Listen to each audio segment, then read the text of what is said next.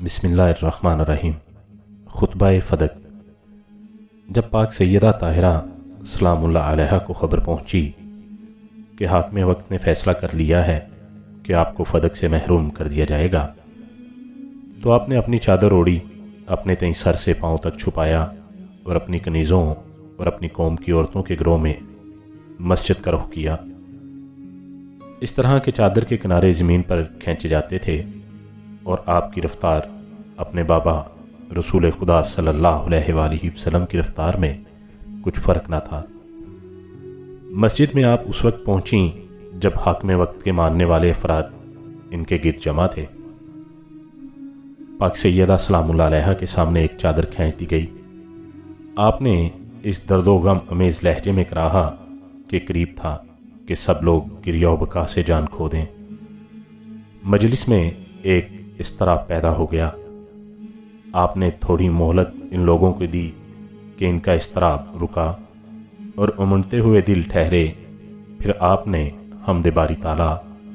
और सलवात रसूल करीम सल्लल्लाहु अलैहि वसल्लम के साथ अपने कलाम की इब्तिदा की कि लोग फिर रोने लग गए। जब वो चुप हो गए तो आपने अपना कलाम दोबारा शुरू किया। अल्हम्दुलिल्लाहि रब्बिल आलमीन। हम्द है अल्लाह के लिए, इसने नेमतें अता फरमाई, और इसके लिए शुक्र है कि इसने नफ्स को नेको बद की तमीज़ बख्शी, और इसके लिए सना है कि इसने अपनी नेमतें आम की बग़ैर इस्तेहकाक के और बंदों को अपनी कामल नेमतों से बैरानदोज फरमाया और पूरा पूरा इनाम लगातार वारिद फरमाया। इतनी नेमतें जिनका शुमार करना नामुमकिन है, और ऐसी नेमतें जिनकी मुद्दत औकात शुक्र से कहीं ज़्यादा है और जिनकी हमेशगी का इतराक इंसान के बस से बाहिर है। अल्लाह ने अपने बंदों को शुक्र करके नेमतें ज़्यादा कराने की तरफ रग़बत दिलाई ताकि नेमतें मुसलसल रहें, और नेमतों के जज़ील होने की वजह से मखलूक़ात पर अपनी हम्द की फरमाइश की, और फिर इन्हें दुनियावी नेमतों की तरह आखिरत की नेमतों का शुक्र अदा करने की जानिब से माइल फरमाया। मैं गवाही देती हूँ कि कोई माबूद हकीकी नहीं मगर वो अल्लाह यकता है, इसका कोई शरीक नहीं। ये कलमा तौहीद वो कलमा है जिसकी तवील अल्लाह ने सिफ़त इखलास को करार दिया है, यानी जो शख्स खालिस अल्लाह के लिए बग़ैर रिया और फासिद गर्ज़ों के अमाल बजा लाए, दर हकीकत वही कलमा तौहीद का कायल है। और कलमे के मतलब को अक्लों के लिए लाजम करार दिया कि इस तक पहुँचें, और इस कलमे के हासिल व मायनी को दलील व बरहान के ज़रिए क़ुव्वत व फ़िक्र के लिए वाज़ेह और रोशन कर दिया। ऐसा खुदा जिसकी रुयत इन ज़ाहिरी आँखों से महाल है, ना तो ज़ुबानें इसका वस्फ़ बयान कर सकती हैं और ना वहम इसकी कफ़ियत पा सकता है। इसने अशिया को बग़ैर किसी ऐसी शय के पैदा किया जो इसके कबल रही हो, और आलम को वजूद में लाया बग़ैर किसी ऐसी मिसाल के जिसे पैदा करते वक्त पेश नज़र रखा हो। इन चीज़ों को इसने अपनी कुदरत से खल्क़ फरमाया और अपनी मशीयत से पैदा किया। हालांकि इसको इन चीज़ों के पैदा करने की हाजत ना थी, और ना इन चीज़ों को सूरत व वजूद अता करने में इसका कोई फ़ायदा था। सिर्फ़ इसलिए पैदा किया कि अक्ल वालों को इसकी हिकमत का सबूत मिले और इसकी अताअत और अदायगी शुक्र की तरफ मुतवज्जो हों, अल्लाह की कुदरत का इजहार हो और बंदे इसकी बंदगी का इकरार करें, और पैगंबरों को इसकी तरफ बुलाने में गलबा हासिल हो। फिर इसने अपनी अताअत पर सवाब मुकर्रर किया और मसीयत पर सज़ा करार दी ताकि अपने बंदों को अपने अजाब से बचा ले और घेर कर जन्नत की तरफ ले जाए। और मैं गवाही देती हूँ कि मेरे पितरे बुजुर्गवार हज़रत मोहम्मद सल्लल्लाहु अलैहि वसल्लम इसके अब्दुर रसूल हैं, जिन्हें इसने रसूल बनाकर भेजने से पहले ही मुख्तार व मुमताज़ बना लिया, और इन्हें मबूस करने से पहले ही अंबिया इकराम को इनके नाम से आगाह कर दिया था, और इन्हें दर्जा रसालत पर फाइज कर दिया था, जबकि सारी मखलूक गैब के हिजाब में पोशीदा और अदम की हौलनाक पर्दों में महफूज थी। اور حد عدم سے وابستہ تھی۔ یہ سب اس لیے تھا کہ خداوند عالم کو انجام اموار کی خبر تھی اور زمانہ کے حوادث کو اس کا علم محیط کیے ہوئے تھا، اور مقدورات کے مواقع اس کے علم کے اندر تھے۔ حضرت صلی اللہ علیہ وآلہ وسلم کو اللہ تعالیٰ نے اپنے امر ہدایت کو تمام کرنے، اپنے حکم کو جاری کرنے کی مضبوطی اور حتمی و طے شدہ مقدورات کو نافذ کرنے کے لیے مبعوث فرمایا۔ اسے معلوم تھا کہ امتیں مذاہب میں متفرق ہو گئیں، کچھ لوگ آتش پرستی پر مائل ہیں، کچھ لوگ بتوں کو پوج رہے ہیں، اور کچھ لوگ باوجود اللہ کی ہستی کے علم کے اس کے منکر ہیں۔ پس اللہ تعالیٰ نے میرے والد بزرگوار حضرت محمد صلی اللہ علیہ وآلہ وسلم کے ذریعے سے امتوں کی بے دینی کی تاریکیاں دور کیں، عقلوں کی مشکلیں حل فرمائی اور بصیرت کی آنکھوں پر سے پردے ہٹا دیے۔ حضرت صلی اللہ علیہ وآلہ وسلم نے انسانوں میں ہدایت کا کام انجام دیا اور انہیں گمراہی سے رہا کیا، ضلالت سے ہٹا کر ہدایت کی راہ دکھلائی، دین قیم کی جانب ان کی رہبری کی اور صراط مستقیم کی طرف انہیں بلایا۔ اور پھر اللہ تعالیٰ نے حضرت صلی اللہ علیہ وآلہ وسلم کو مہربانی سے ان کے اختیار و رغبت اثار کے ساتھ اپنی طرف بلا لیا۔ چنانچہ وہ جناب دار دنیا کی زحمتوں سے نکل کر راحت و آرام میں پہنچ گئے۔ انہیں ملائکہ ابرار گھیرے رہتے ہیں، رب غفار کی رضا اپنے آغوش میں لیے ہوئے ہے، وہ ملک جبار کی ہمسائیگی سے بہرہ اندوز ہیں۔ اللہ تعالیٰ درود نازل کرے میرے والد بزرگوار پر، جو اس کے پیغمبر، اس کی وحی کے امین تھے اور اس کی مخلوقات میں اس کے برگزیدہ و منتخب اور پسندیدہ تھے۔ ان پر اللہ کا سلام، اس کی رحمت اور برکتیں نازل ہوں۔ پھر جناب سیدہ خاتون جنت سلام اللہ علیہا اہل مجلس کی طرف متوجہ ہوئیں اور فرمایا، اے بندگان خدا، تم تو اللہ کے امر و نہی کے بجا لانے کے لیے منصوب و مقرر ہو اور اس کے دین و وحی کے حامل ہو اور اپنے نفوس کے اوپر اس کے امین ہو۔ دوسری امتوں کی طرف اللہ کی جانب سے مبلغ ہو، تم دوسری امتوں میں ضامن اور کفیل ہو اس عہد حق کے اور وصیت کے جو اللہ نے تم سے کیا ہے، اور اس بقیہ کے جن کو تم پر بعد رسول ذمہ دار قرار دیا ہے۔ اور وہ حق اور بقیہ اللہ کی کتاب ناطق اور قرآن صادق ہے، اور نور ساطع اور ضیاء امم، اس کی بصیرت کے اموار بین اور اس کے اسرار کے اسرار و رموز منکشف اور آشکار ہیں، اس کے ظواہر حوادیدہ اور جلی ہیں، اس کا اتباع کرنے والے قابل رشک ہیں، اور اس کی پیروی رضوان خدا تک پہنچانے والی ہے، اور اس کو توجہ سے سننا نجات تک کھینچ کے لے جاتا ہے۔ اسی قرآن کے ذریعے اللہ کی منور حجتیں پائی جاتی ہیں، بیان کیے ہوئے واجبات معلوم ہوتے ہیں، اور ان محرمات کی اطلاعات ہوتی ہیں جس سے خوف دلایا گیا ہے، اور اسی قرآن سے اللہ کے مقرر کردہ مستحبات معلوم ہوتے ہیں جن کی رغبت دلائی گئی ہے، اور ان مباح باتوں کا پتہ چلتا ہے جنہیں اللہ نے بندوں کے لیے حلال قرار دیا ہے، اور شریعت کی مقرر کردہ باتوں کا پتہ چلتا ہے۔ پس اللہ تعالیٰ نے تم لوگوں کے لیے شرک سے پاک ہونے کا وسیلہ ایمان کو اور تکبر سے بری ہونے کا سبب نماز کو بنا دیا ہے، زکوٰۃ کو نفس کی پاکیزگی اور رزق کی زیادتی کا ذریعہ قرار دیا ہے، اور وہ اس لیے واجب کیا ہے کہ دین میں مضبوطی زیادہ ہو۔ عدل و انصاف کو دلوں کی تنظیم، ہماری اطاعت کو ملت اسلام کا نظام اور درستی، اور ہماری امامت کو تفرقے کی بلا سے بچنے کے لیے ایمان قرار دیا۔ جہاد کو اسلام کی عزت اور اہل کفر و نفاق کی ذلت کا ذریعہ بنایا، مصیبت میں صبر کرنے کو تحصیل اجر میں مددگار، اور امر بالمعروف اور نہی عن المنکر میں عوام الناس کے لیے مصالح ودیت فرمائے۔ والدین کے ساتھ نیکی کرنے کو اس لیے واجب کیا کہ غضب خدا سے حفاظت رہے، صلہ رحم اس لیے مقرر کیا کہ عمریں بڑھتی رہیں، قصاص اس لیے قرار دیا کہ خون ریزی رک جائے، نظر و وفاق کرنے کی راہ اس لیے نکالی کہ بندوں کی مغفرت مقصود تھی،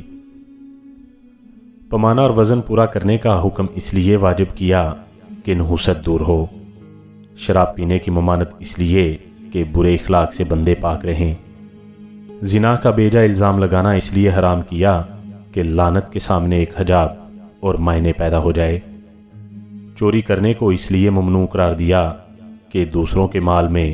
بے اجازت تصرف کرنے سے لوگ اپنے تئیں پاک رکھیں،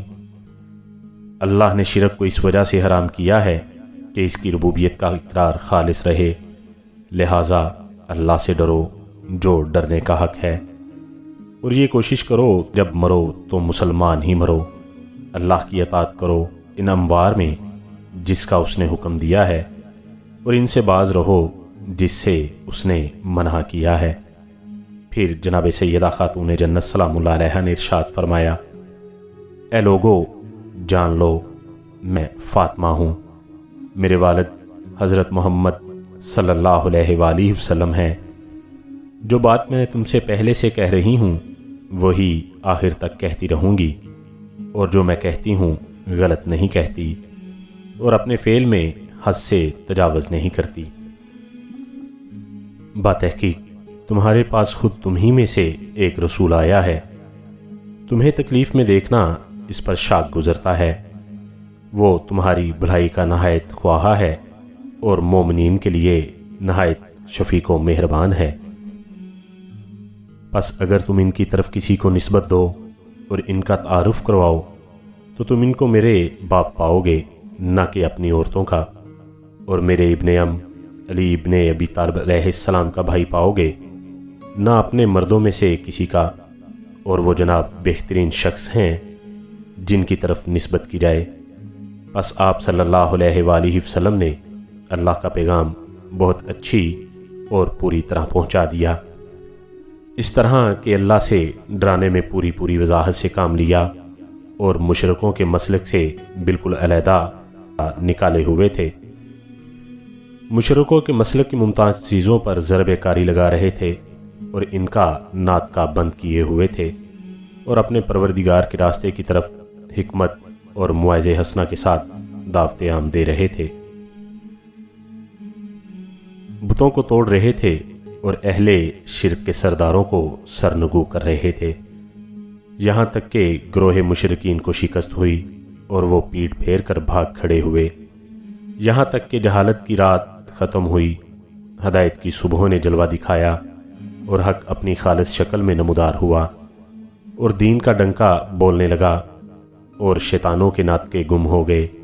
نفاق پرور کمینے ہلاک ہو گئے، کفر اور بے دینی کی گراہیں کھل کر رہ گئیں، اور تم نے چند روشن نسب یعنی ہم اہل بیت کے درمیان زبان پر کلمہ ہدایت جاری کیا، حالانکہ تم جہنم کے کنارے پر تھے، ایسے بے مقدار جیسے پینے والے کا ایک گھونٹ پانی اور طمع کرنے والے کا ایک چلو، اور اجرت کرنے والے کے لیے ایک چنگاری، اور ایسے ذلیل تھے جیسے پیروں تلے خاک،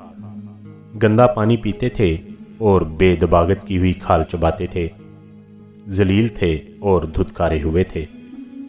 اور ڈر رہے تھے کہ وہ لوگ جو تمہارے ارد گرد ہیں تم کو ہلاک نہ کر ڈالیں۔ ایسے وقت پر اللہ نے تم کو میرے پدر بزرگوار حضرت محمد صلی اللہ علیہ وآلہ وسلم کے ذریعے سے ان فکروں کی نجات دی۔ ان چھوٹی بڑی بلاؤں کے بعد اور بعد اس کے کہ بہادروں کے ساتھ ان کی آزمائش کی گئی، عرب کے ڈاکوؤں اور اہل کتاب کے سرکشوں سے حضرت صلی اللہ علیہ وآلہ وسلم کو سابقہ پڑا۔ جب کبھی ان لوگوں نے جنگ کی آگ بھڑکائی، اللہ نے اسے خاموش کر دیا، اور جب کبھی شیطان نے سر اٹھایا، مشرکوں کی شرارت کے اژدہے نے منہ کھولا، تو حضرت صلی اللہ علیہ وآلہ وسلم نے اپنے بھائی علی علیہ السلام ہی کو اس بلا کے منہ میں بھیجا۔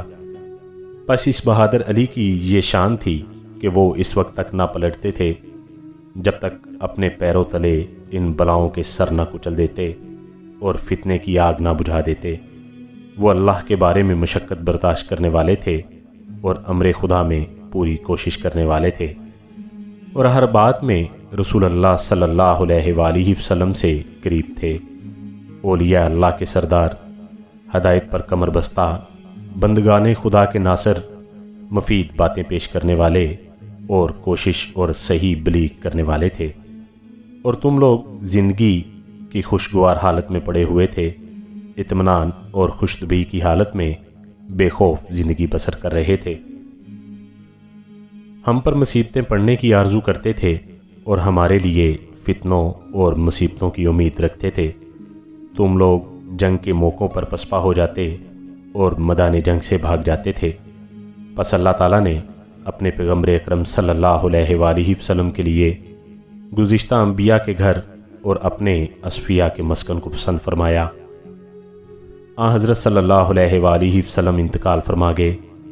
تم لوگوں میں نفاق اور دشمنی ظاہر ہوئی، دین کی چادر بوسیدہ ہو گئی، گمراہوں کی زبان کھل گئی اور گمنام اور ذلیل لوگ ابھر گئے، اور باطل پرستی کا اونٹ بولنے لگا۔ اس نے تم لوگوں کے صحن میں اپنی دم ہلانا شروع کر دی۔ شیطان نے اپنے گوشے سے سر نکالا، اس نے تمہیں بلانے کے لیے آواز دی اور اپنی آواز پر تم کو لبیک کہتے ہوئے پایا۔ اپنے قریب کی طرف تم کو نگران دیکھ لیا، پھر اس نے تم کو اپنی فرما برداری کے لیے اٹھنے کا حکم دیا تو تمہیں فوراً تیار ہونے والا پایا، اور تمہیں بھڑکایا تو اپنی مدد میں تمہیں غضبناک اور تند پایا۔ لہٰذا تم نے اپنے اونٹ کے بدلے دوسرے کے اونٹ کو داغا اور اپنا گھاٹ چھوڑ کر دوسروں کے گھاٹ پر پانی پلایا، یعنی جو دوسروں کا حق تھا اسے زبردستی اپنا حق بنا لیا۔ حالانکہ تم سے رسول پاک صلی اللہ علیہ وآلہ وسلم کے عہد و پیمان کا وقت قریب تھا،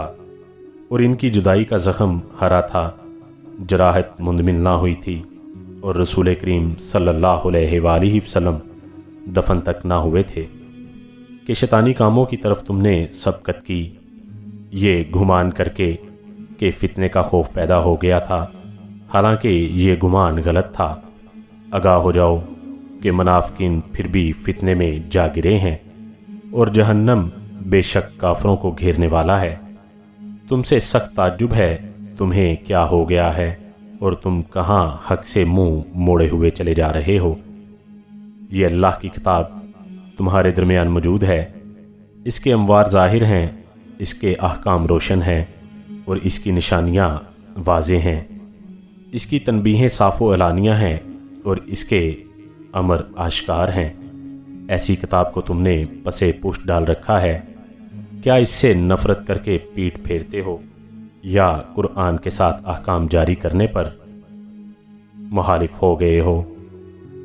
ظالموں کے لیے ان کے ظلم کا بدلہ بہت برا بدلہ ہے، اور جو شخص اسلام کے سوا کسی اور طریقے پر چلے گا تو وہ اس سے قبول نہ کیا جائے گا، اور وہ آخرت میں نقصان پانے والوں میں سے ہوگا۔ پھر تم نے اتنی تاخیر نہ کی کہ فتنے کی نفرت ذرا کم ہو جاتی اور اس پر قابو پانا ذرا آسان ہو جاتا، بلکہ تم نے پھر آگ کو اور زیادہ بھڑکانا شروع کر دیا اور اس کی چنگاریاں تیز کرنے لگے۔ شیطان گمراہ کی آواز پر لبیک کہنے، دین روشن کے نور کو بجھانے اور پیغمبر برگزیدہ کی سنتوں کو محو کرنے پر تیار ہو گئے۔ بظاہر تم نے اسلام اختیار کر رکھا ہے، دراصل باطن میں نفاق۔ رسول اکرم صلی اللہ علیہ وآلہ وسلم کے اہل بیت اور اولاد کے خلاف گنجان درختوں اور جھاڑیوں میں چھپ کر چالیں چلنے لگے، اور ہم لوگ تمہارے افعال پر یوں صبر کرنے لگے جیسے کوئی چھری کی کاٹ اور نیزے کے سینے میں پوست ہونے پر صبر کرتا ہے۔ اور اب تم گمان کرنے لگے ہو کہ مجھ کو اپنے والد بزرگوار کے ترکے میں کوئی حق وراثت نہیں۔ کیا تم جاہلیت کے احکام پسند کرتے ہو؟ اللہ سے بہتر حکم کرنے والا یقین رکھنے والی قوم کے لیے اور کون ہے؟ کیا تم نہیں جانتے؟ بے شک تم جانتے ہو، اور تمہارے لیے یہ امر آفتاب نصف النہار کی طرح واضح ہے کہ میں رسول خدا صلی اللہ علیہ وآلہ وسلم کی بیٹی ہوں۔ کیوں مسلمانوں، کیا تم اس بات پر راضی ہو کہ مجھ سے میری میراث چھین لی جائے، اور اے ابو قحافہ کے بیٹے، یہ کتاب اللہ میں ہے کہ تو اپنے باپ کی میراث پائے اور میں اپنے باپ کی میراث نہ پاؤں۔ تو نے یہ کیا بری بات پیش کی ہے، حالانکہ تم لوگوں نے دیدہ و دانستہ اللہ کی کتاب کو چھوڑ رکھا ہے، اس کو پسے پشت ڈال رکھا ہے، حالانکہ اس میں ذکر ہے دو سلیمان کا۔ اور جناب یحییٰ علیہ السلام کے قصے میں حضرت زکریہ علیہ السلام کی یہ دعا مذکور ہے کہ اے میرے رب، مجھے اپنے پاس سے ایسا وارث عطا فرما جو میری میراث پائے اور آل یعقوب کا ورثہ بھی لے۔ پھر اسی کتاب میں اللہ تعالیٰ ارشاد فرماتا ہے، اور رشتے ناتے والے ان میں بعض سے نزدیک تر ہیں اللہ کے حکم میں۔ پھر اللہ ارشاد فرماتا ہے، تمہارا رب تمہاری اولاد کے بارے میں تم کو وصیت کرتا ہے کہ میراث کی تقسیم میں ایک مرد کو 2 عورتوں کے برابر حصہ دو، اور ارشاد فرمایا کہ اگر کوئی مرتے وقت مال چھوڑ جائے تو والدین اور قریبی رشتہ داروں کے لیے نیکی یعنی میراث کی وصیت کر جائے۔ اللہ تو یہ فرماتا ہے، اور تم نے یہ گمان کر رکھا ہے کہ میرا کوئی حق ہی نہیں،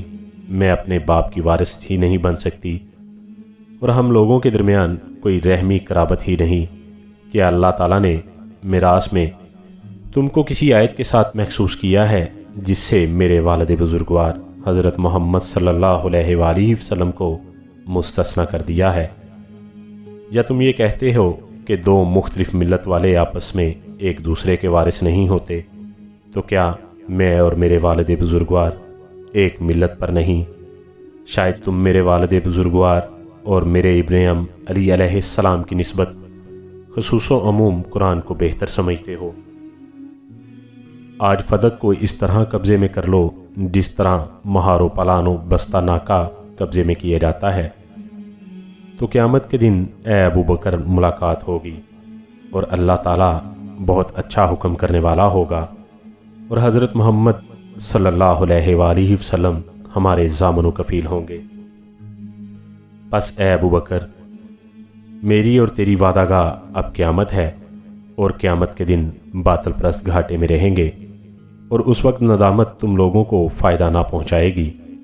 ہر امر کے لیے ایک وقت مقرر ہے، اور ان قریب تم اس شخص سے ملو گے جس پر عذاب نازل ہو کر اسے رسوا کرے گا، اور اس کے لیے دائمی عذاب مقرر ہوگا۔ پھر جناب سیدہ خاتون جنت انصار کی جانب متوجہ ہوئیں اور فرمایا، اے جوان مردوں کے گروہ، اے ملت کے دستے بازوؤں،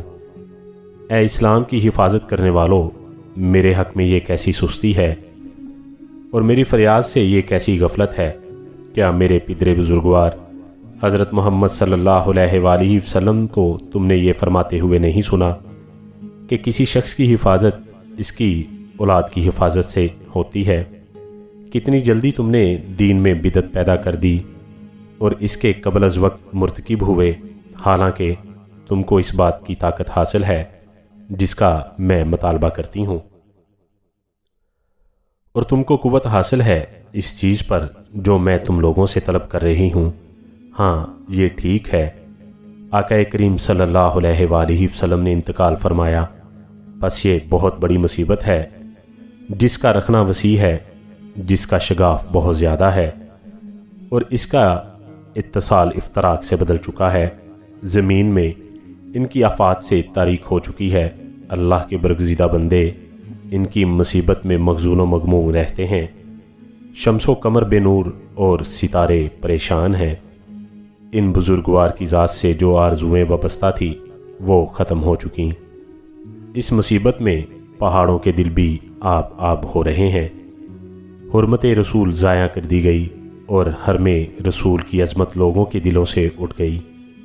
پس یہ مصیبت قسم خدا کی بہت بڑی مصیبت، اس کے مثل اور کوئی بلا نہیں، نہ اس سے زیادہ ہلاک کرنے والی تیز مصیبت کوئی اور ہے۔ اس بلا کی خبر خدا بزرگ و برتر کی کتاب میں خود تمہارے گھروں میں صبح و شام خوشلہانی کے ساتھ بلند آواز کے ساتھ پہنچا دی گئی تھی، اور بے شک حضرت صلی اللہ علیہ وآلہ وسلم سے پہلے کہ پیغمبروں اور رسولوں پر جو مصیبتیں نازل ہوئیں وہ امر واقعی اور قضائے حتمی تھیں۔ چنانچہ اللہ تعالیٰ ارشاد فرماتا ہے، حضرت محمد صلی اللہ علیہ وآلہ وسلم فقط اللہ کے رسول تھے، ان کے پیشتر بھی بہت سے رسول گزر چکے ہیں، پس اگر آقا کریم حضرت محمد صلی اللہ علیہ وآلہ وسلم فوت ہو جائیں یا قتل ہو جائیں تو تم لوگ اپنے پچھلے پیروں اپنے سابق جہلیت کے مذہب پر پلٹ جاؤ گے، اور جو شخص بھی اپنے پچھلے پیروں پر پلٹے گا وہ ہرگز اللہ کو کوئی ضرر نہ پہنچا سکے گا، اور ان قریب اللہ شکر کرنے والوں کو جزا دے گا۔ اے قبیلہ اوس و خزرج، اے انصار محمد، میرے باپ حضرت محمد صلی اللہ علیہ وآلہ وسلم کی میراث میں ظلم کیا جائے۔ تم میری آنکھوں کے سامنے ہو اور میں تمہاری آواز سن سکتی ہوں، میں اور تم ایک ہی مجمع میں موجود ہیں، تم سب کے سب میرے قضیے سے واقف ہو، تم سب جتھے والے ہو، تمہارے پاس سامان جنگ موجود ہے، تم قوت رکھتے ہو، تمہارے پاس حملے کے لیے ہتھیار بھی ہیں اور سپرے بھی موجود ہیں، تم تک میری پکار پہنچ رہی ہے مگر تم لبیک نہیں کہتے، تمہارے پاس فریاد کی آواز پہنچ رہی ہے اور فریاد رسی نہیں کرتے، حالانکہ تم دشمنوں سے مقابلے کرنے کی طاقت اور استطاعت رکھتے ہو اور خیر و اصلاح کے ساتھ مشہور و معروف ہو، اور تم وہ منتخب افراد ہو اور ایسے عمدہ ہو کہ تمہیں ہم اہل بیت کے لیے اختیار کر لیا گیا۔ تم نے عرب سے جنگ کی، تاب اور مشقت برداشت کی، دوسروں امتوں سے جنگ کی اور بہادروں کا مقابلہ کیا، پس ہمیشہ ہم حکم کرتے رہے اور تم ہمارا حکم مانتے رہے، یہاں تک کہ جب ہمارے ذریعے اسلام اپنے محور میں گھومنے لگا اور اس کی برکتیں وافر ہو گئیں، شرک کی آواز دب گئی اور جھوٹ کا فوارہ بند ہو گیا، کفر کی آگ بجھ گئی اور فتنہ فساد کی آواز بند ہو گئی، دین کا انتظام درست ہو گیا، تو اب تم حق کے واضح ہونے کے بعد کہاں اس سے منہ موڑ کے جاتے ہو اور اعلان حق کے بعد اس کی آواز کو چھپا رہے ہو، آگے بڑھ کر پیچھے ہٹ رہے ہو اور ایمان لانے کے بعد مشرک ہو جاتے ہو۔ اللہ برا کرے ان لوگوں کا جنہوں نے اپنے عہد کو توڑا اور رسول کریم صلی اللہ علیہ وآلہ وسلم کو نکالنے پر آمادہ ہوئے، اور انہوں نے ہماری دشمنی میں دوسروں کو ملانے کی ابتدا تم سے کی، تم ان سے ڈرتے ہو حالانکہ اللہ زیادہ حقدار ہے کہ تم اس سے ڈرو، بشرطے کہ تم مومن ہو۔ میں دیکھ رہی ہوں کہ تم آرام طلبی پر مائل ہو گئے اور اس بزرگ علی علیہ السلام کو دور کر دیا ہے جو دین کے حل و وقت کا زیادہ حقدار ہے۔ تم زندگی کی تنگی سے نکل کر تو نگری میں آ گئے ہو